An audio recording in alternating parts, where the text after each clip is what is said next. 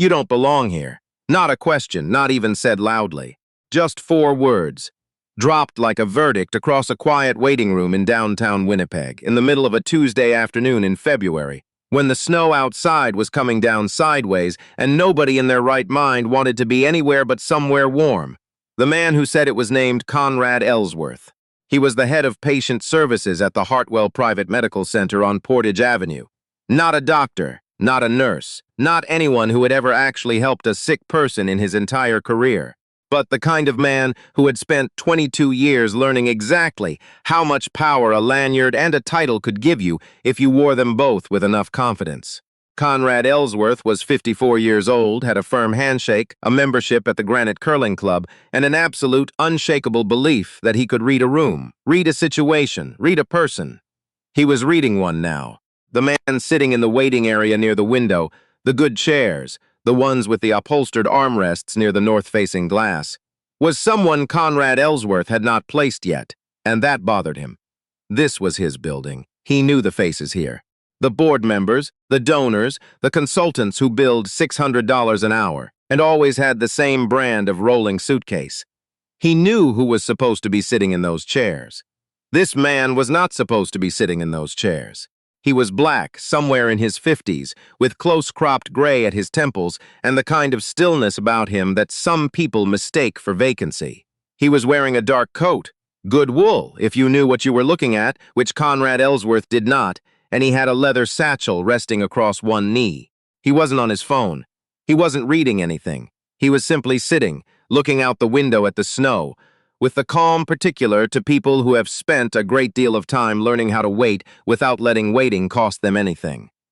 Conrad Ellsworth crossed the lobby. "Sir." He stopped 6 feet away, planted his feet, and tilted his chin up slightly in the way that said, "I own this space, and I am extending you the courtesy of speaking to you directly.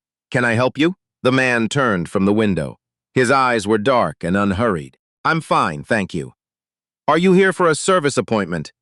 A pause. "No." "Are you a patient?" "No." Conrad Ellsworth let the silence stretch in a particular way, the way designed to make the other person feel the weight of being unexplained. "Then I'm going to need to ask you what you're doing here. This is a private facility. We don't have a public waiting area." "I know," the man said. "I have a meeting." "With whom?" "With Dr. Fairfax." Conrad Ellsworth processed this. Dr. Vivian Fairfax was the chief of cardiothoracic surgery. She did not take general meetings.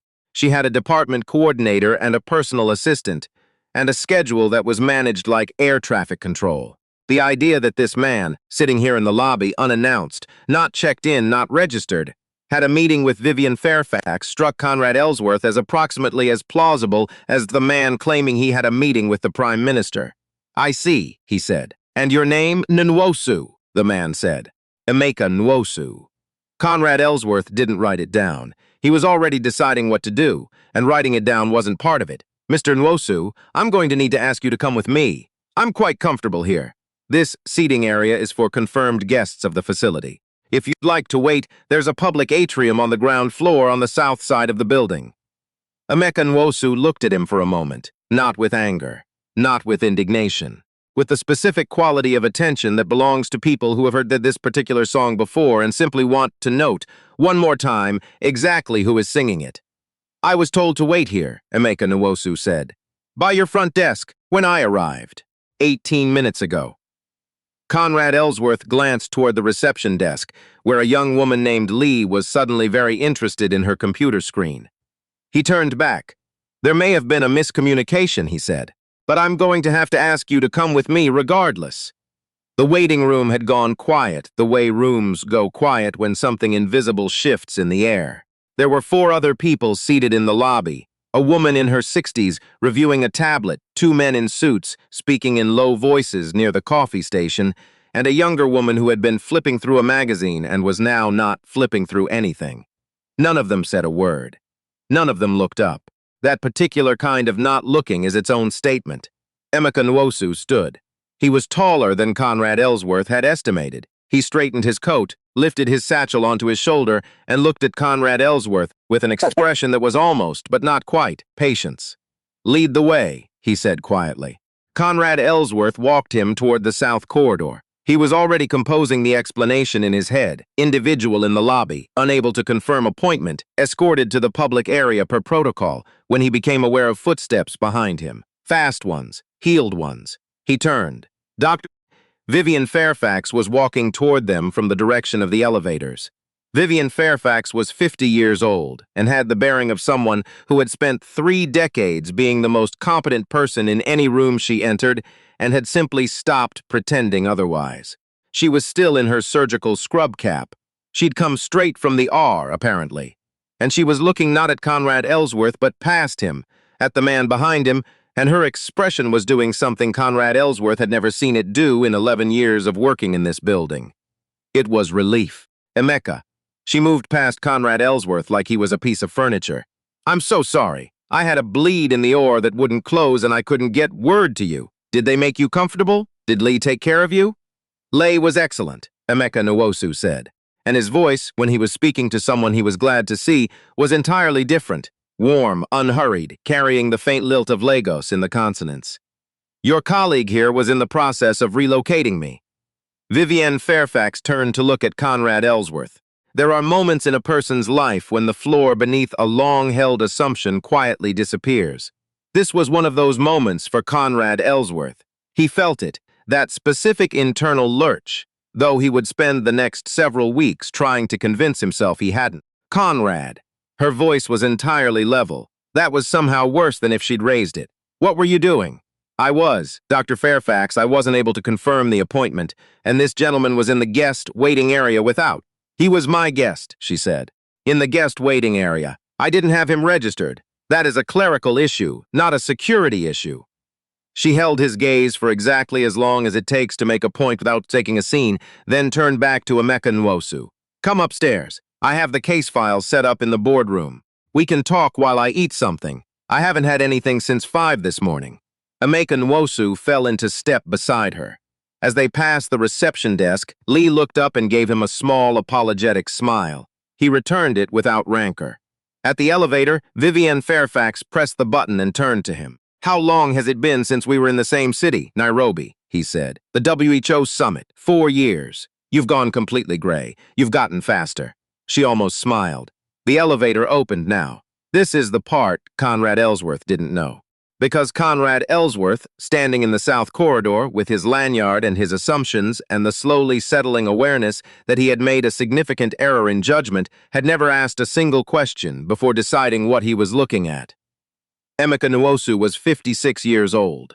He had been born in Enugu, Nigeria, raised partly in Lagos and partly in Brampton, Ontario, and had completed his medical training at the University of Toronto before doing his fellowship at Johns Hopkins and his postdoctoral research at the University of Edinburgh. He had spent 14 years practicing as a cardiac surgeon before moving into research, and in the past decade had become one of the leading figures in a field most people couldn't pronounce: electrophysiological mapping of arrhythmic tissue in post-infarction patients, which in plain language meant he was one of the people on Earth who understood why hearts beat wrong after heart attacks and what could be done about it. He had published 61 peer-reviewed papers. He had trained more than 24 surgeons currently practicing across Canada, the UK, and West Africa. He held an appointment at the University of Manitoba. He had testified before the Senate Committee on Healthcare Infrastructure 3 times. He was in Winnipeg because Hartwell Private Medical Center had recently acquired a new imaging system, one that Emeka Nwosu's research team had been instrumental in developing, and Dr. Vivienne Fairfax had asked him personally to consult on its implementation, not as a vendor, not as a salesman, as the scientist who understood it better than anyone else in the country. He was wearing a wool coat because it was February in Winnipeg, and he had lived in Canada long enough to know that you did not argue with February. He was sitting in the good chairs because that is where he'd been asked to sit. Conrad Ellsworth did not know any of this. Conrad Ellsworth had looked at a man sitting quietly in a lobby and had calculated in the span of about 4 seconds that the man didn't belong there. He had conducted this calculation using variables he would never have been able to name out loud if asked, which is how these calculations always work. They happen below the level of language, which is precisely what makes them so stubborn and so dangerous. The boardroom on the 6th floor had a long oak table and windows that faced north. toward the river. Vivian Fairfax had the imaging files pulled up on the main screen before she'd even sat down. A tray had been brought up, coffee, water, a sandwich. She immediately unwrapped and ate half of while standing, reviewing data, because she was that kind of person. Emeka Nwosu set his satchel on the table and took out a slim folder. He had printed the consultation notes by hand, real paper, annotated in a fine, precise script that his residents always found slightly startling, because people assumed someone of his generation would do everything digitally. He had tried to explain once that he thought on paper. The explanation had not landed. They worked for 2 hours. Not the performative kind of working, where two people in a boardroom discuss working. Actual work. Moving through case files and imaging data and implementation protocols with the focused efficiency of people who respect each other's time. Vivian Fairfax asked precise questions. Emeka Nwosu gave precise answers.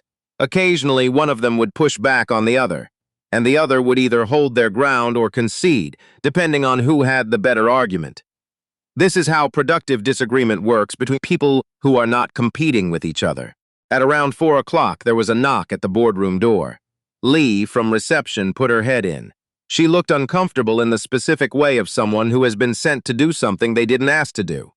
Dr. Nwosu, I'm very sorry to interrupt. Mr. Ellsworth would like a moment with you when you're available. He asked me to tell you he'd like to apologize. There was a small silence. Vivian Fairfax said nothing. She looked at Emeka Nwosu with the expression of a person who is not going to weigh in on this but is absolutely watching. Emeka Nwosu looked at the imaging data on the screen for a moment. Then he looked at Lay. Please tell Mr. Ellsworth I'll come by before I leave. Lay withdrew. There is something worth saying here about how anger works in a person who has lived long enough and been through enough to have developed a relationship with it. For a younger version of Emeka Nwosu, the version who had been the only black resident in his year at U of T, who had been asked at hospital fundraisers if he was with the catering company, who had once been stopped by security at a medical conference while his white colleagues walked through unimpeded. The afternoon might have gone differently. That version had still been close enough to the raw wire of it, still close enough to feel the current every time. But Emeka Nwosu at 56 had learned. Not through detachment, not through making peace with what was wrong, but through something more difficult than either, that he did not have to perform his injury for anyone, that the moment was not made more real by his making more of it, that Conrad Ellsworth was going to have to live with what he'd done, and that the living with it was, in fact, the consequence. The anger was there. He would be lying to say it wasn't. But it sat in him the way scar tissue sits, present, permanent, not preventing movement. They finished their session at 4:15. Vivian Fairfax walked with him to Conrad Ellsworth's office on the 2nd floor. She had not been asked to come. She came anyway, which told you everything you needed to know about Vivian Fairfax. Conrad Ellsworth's office had a glass front wall, and through it Emeka Nwosu could see, before they entered, that Conrad Ellsworth was sitting at his desk and had been sitting there for some time. The posture of a man doing nothing but waiting and thinking about what he'd done. That meant something, even if it didn't mean everything. Conrad Ellsworth stood when they came in. Dr. Nwosu. He said the title this time because he knew it now. Lee had presumably told him, or he had looked it up in the 90 seconds after realizing his error. I owe you a direct apology. What I did this afternoon was wrong. I made assumptions I had no business making, and I treated you in a way that was disrespectful and it was wrong. He stopped. He didn't try to explain it further. To his credit, he didn't try to soften it. Emeka Nwosu stood across the desk from him. He did not sit down. He did not tell Conrad Ellsworth that it was fine, because it wasn't fine, and he had reached a point in his life where he was no longer willing to tell people things were fine when they weren't. I appreciate you saying that, Emeka Nwosu said. I'll tell you this. I have been sitting in rooms like yours, in buildings like this one, for 30 years. I have been asked to move, asked to explain myself, asked to prove I belong in places where my presence should have been assumed and welcomed. Every single time, the person asking has been confident that they were right. That confidence is the thing you need to examine. Not what you did today, what made today feel reasonable to you. Conrad Ellsworth looked at the desk. Then he looked up. You're right, he said, and for once in his 54 years he said it without qualification. Vivian Fairfax, standing just inside the door, said nothing. She didn't need to. Emeka Nwosu picked up his satchel from where he'd rested it against the chair. "I'll send you the implementation timeline by Friday," he said to Vivian Fairfax. "I'll be watching for it." He walked out through the glass-fronted office, through the second-floor corridor, past the doors of rooms that had never expected him, and the windows that looked out onto a city that was still figuring out what it owed its own people, and down to the lobby, where the snow outside had slowed to something quieter and the light had gone the particular gray gold of a Winnipeg afternoon in winter. Lee was at the front desk. She looked up as he passed. "Have a good evening, Dr. Nwosu," she said, and she meant it. "You as well," he said, and he pushed through the front doors into the cold, where the air hit his face like a fact, and walked toward his car. He had a paper to revise tonight. A resident in Toronto who had sent a draft with a methodology section that needed rethinking. He would call her after dinner, and they would work through it together, and she would be frustrated for about 20 minutes, and then she would see it, and he would hear in her voice the moment she did, and that would be the best part of the day. It often was.